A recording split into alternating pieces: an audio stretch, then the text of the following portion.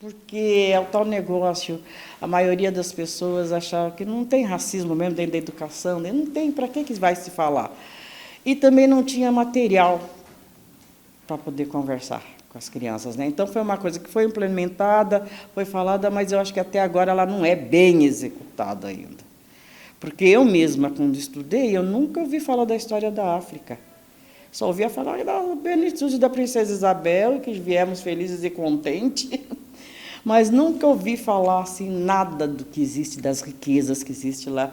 Quer dizer, que agora, depois de uns 10, 15 anos para cá, que eu sei que eu não sou escravizada, eu sou fruto do escravo, né? De pessoas escravizadas, mas eu não sou. Mas até um pouco tempo na escola, tinha hora que eu me sentia escravizada, porque só contava aquilo, né? E a gente vai absorvendo. Um jeito para colocar os alunos nessa questão deles ter interesse também, porque os alunos também não sabem nada da África, não sabem nada da origem dos seus antepassados. Então, os professores teriam que ter um maior assim, jeito para estar tirando deles algumas coisas, como eu tive com o meu pai há 50, 60 anos atrás. Ele já põe isso na cabeça da gente, muito sutilmente, mas ele já falava. E na escola é difícil, porque o pior lugar para a escola, para os alunos negros, ainda é a escola. A escola é perversa, a escola é excludente, os professores não têm assim um carinho, assim, até para tratar o aluno, sabe? Eu sempre fui taxada como a racista, porque eu acolhia o meu quilombo, tinha que acolher. Até agora, em muitos lugares, eu vejo que ela se resume no 20 de novembro, ainda em alguns lugares no 13 de maio. Não tem aquela continuidade de despertar para os alunos por que isso está acontecendo, que é um processo, que é uma coisa estrutural, que é uma coisa que é incutida, que a gente precisa abrir, sabe? Não tem, assim, um jeito, eu não sei como eu vou falar, não. Eu só saberia falar em sala de aula, que outro dia eu fui conversar com as crianças e aí eles ficaram olhando, justamente por causa disso. O negro brotou aqui no Brasil? Não, ele foi trazido. Como é que ele foi trazido? E aí a gente conversou um pouquinho lá, eu conversei com eles, fiz umas perguntinhas. Aí eles começaram a entender. Eu acho que a gente tem que... Não que eu seja expert no assunto, não sou não. Mas a gente tem que começar a fazer eles pensar. Do jeito que está aí, não sei, não posso falar muito, mas eu acho que vai demorar para ela dar resultado. Que as crianças começam a se empoderar de que elas são iguais, que elas têm os mesmos direitos, porque acho que é nessa base. Foi o que eu perguntei para uma menina, ela falou para mim, mas professora, veio os escravos, veio. Falei, você assistiu Carlota Joaquina? Ela falou, eu assisti. Eu falei, como é que a Carlota chegou aqui? Ah, ela chegou com o navio, aí assistimos o filme, falamos uma preparação. Falei, então, quando você sai da sua casa para viajar, como é que você faz? Ah, arruma mala lá. Falei, e os negros, como é que eles se prepararam para vir para cá? Aí nós fomos ver os tumbeiros, fomos ver aquelas fotografias de Debré, olha como chegavam os navios.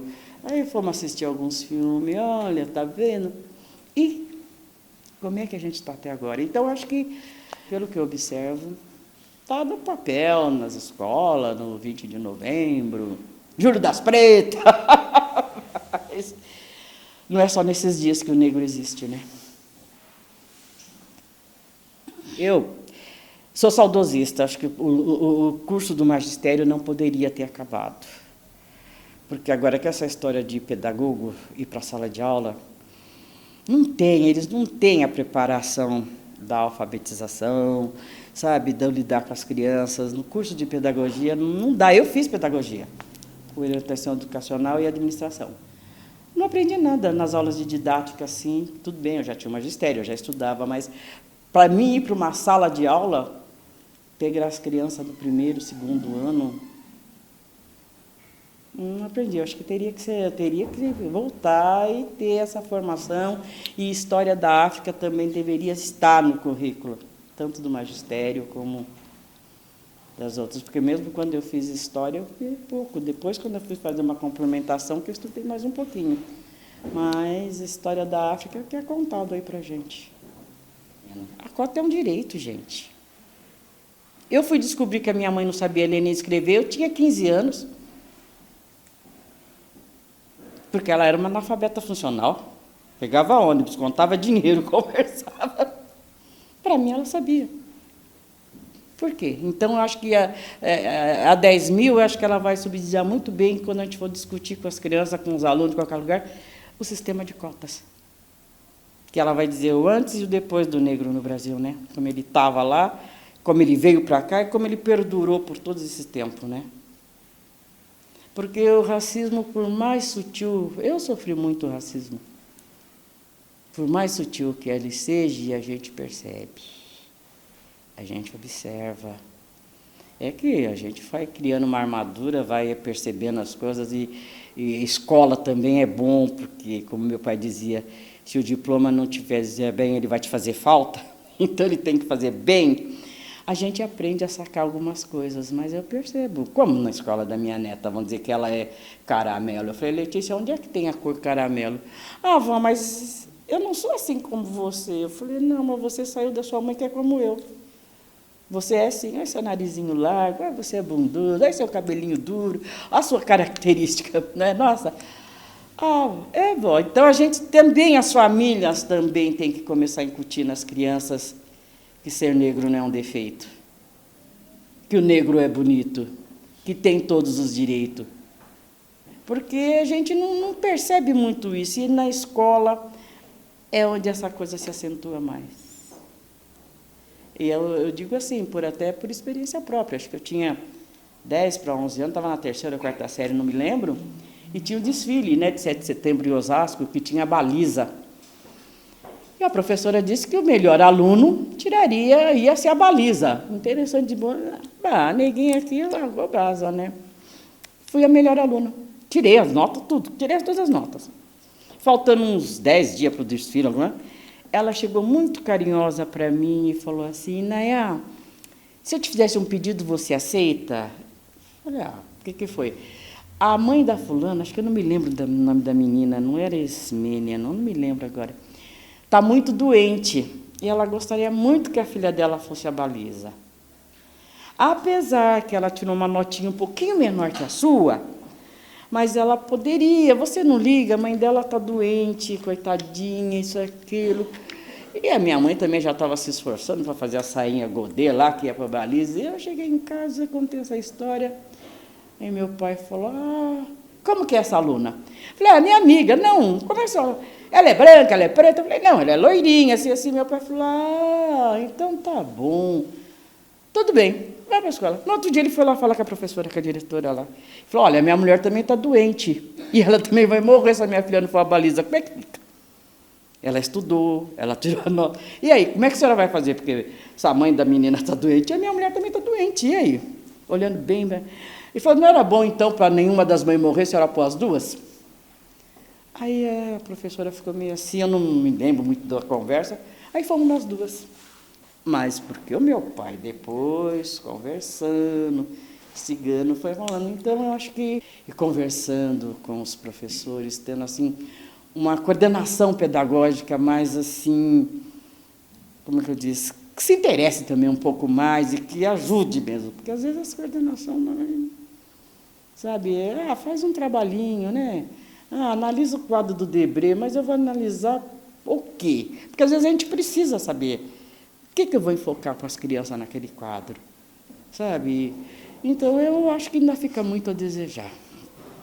O movimento negro é assim, eu sou muito mais de bastidor do que de plateia. Eu sou muito mais... Como assim? Eu acho que no movimento a gente luta todo dia, né? É em sala de aula, é com os amigos, é numa roda de conversa. No Compir mesmo, eu acho que eu fiz muito pouco até agora. Porque a gente está... O Compir é novo ainda aqui, né? Só 3 anos. Então, meu ver, assim, ainda está faltando uma estrutura mais sólida, tanto da sociedade civil, como do governo. Então, eu acho que o Compir, nesses 3 anos, apesar das diretrizes e tudo que eles propõem, ele ainda está funcionando um pouco de espectador.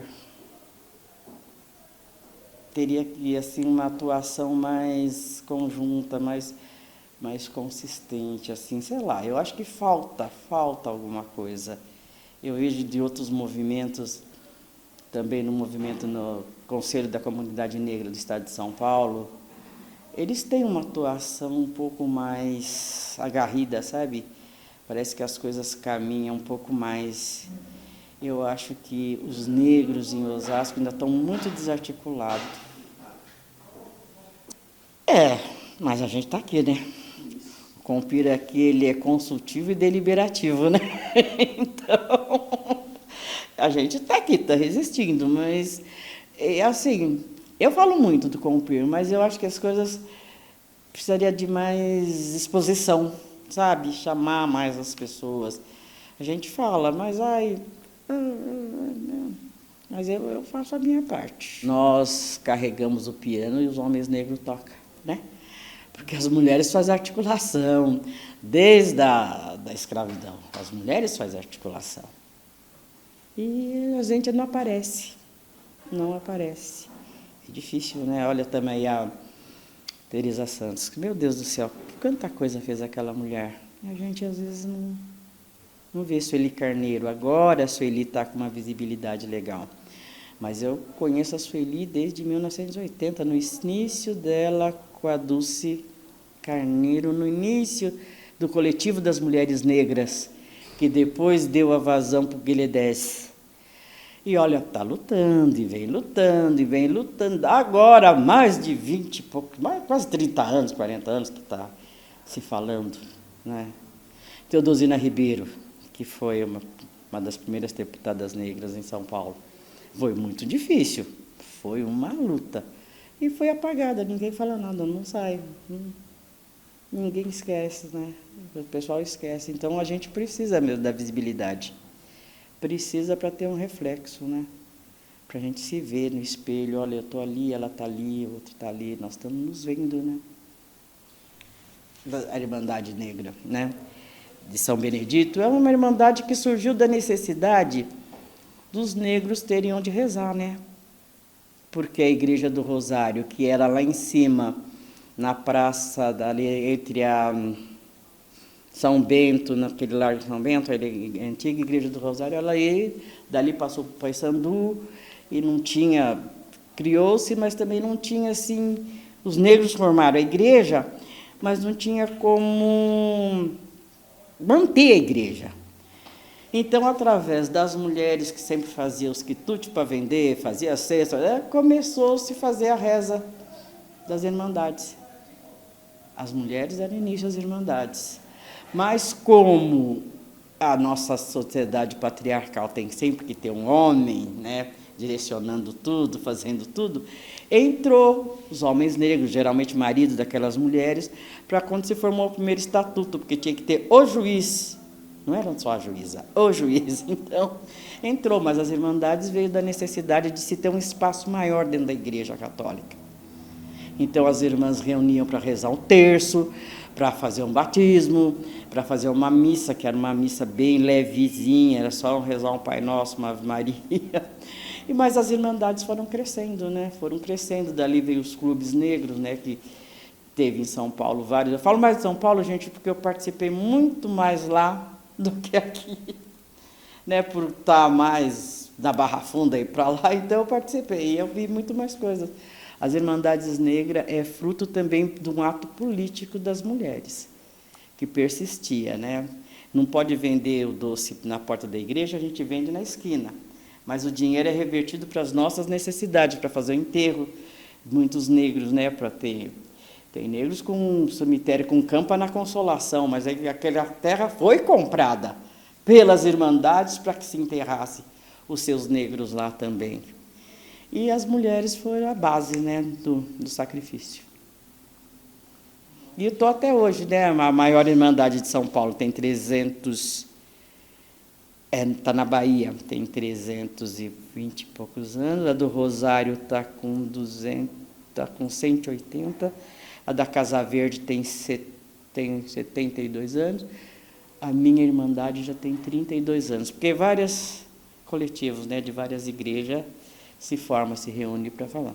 Apesar que não é, atualmente não é só uma Irmandade negra, a Irmandade de São Benedito, mas a fé é de todos, né? Todo mundo pode participar. Mas foi início com os negros, em louvor também a São Benedito, que é um santo negro, e ninguém fala. Tem outros santos negros por aí, e ninguém toca, e nem nas escolas a gente também não vê falar de outros santos que tem. Tem Santo Lisbão, tem Santa Edvige, tem vários santos negros, e não se fala. A gente teria que ver, pelo andar da carruagem, aonde estão inseridos os negros na sociedade brasileira. Aonde está? E que se a gente não se unir, nós nunca vamos ser vistos. Porque você vê agora, esses dias após que o Lula nomeou uma advogada negra para ir para o Supremo Tribunal, não é tribunal, não. O Lula deu. Agora, depois de muito tempo, primeiro foi Joaquim Barbosa, tem esse outro Benedito, que é lá do Tribunal Eleitoral. Então, a gente tem que ver. Lá na Câmara, lá no Congresso, nós temos a Benedita há quantos anos? Quantos anos ela vai durar lá? Então, é um alerta que a gente precisa participar. A gente precisa se engajar. Que a política é um ato de vida. A gente faz política até na negação. E enquanto nós negarmos a nossa existência, achando que não existe racismo, nós não vamos caminhar. A gente vai ficar sempre com o pires na mão, na boa vontade daqueles que se dizem, né, amigos da causa. Então, acho que a nossa participação é muito importante, até mesmo para as nossas crianças, que precisam de um reflexo, que precisa se ver. Você tem que ver também no Silvio de Almeida, que lutou pra caramba, e que não foi fácil a trajetória dele. A Nelly Franco, tem outras também, né? A Jurema Werneck. Jurema Werneck, tem várias por aí. É que a gente precisa pesquisar. Então, que eu falo que nós temos que ter, que o racismo existe, sim. Ele é sutil, ele adoece, ele deixa a gente com depressão, mas que se a gente começar a se unir e lutar de verdade, porque é assim, não que a gente vá fazer dos nossos movimentos um trampolim, né? Mas que a gente vai fazer uma roda de conversa para que a gente consiga ter dias melhores, né? Até para os meus netos. Meus filhos já estão bem conscientes da coisa, então agora para os netos e para as outras crianças que virão também.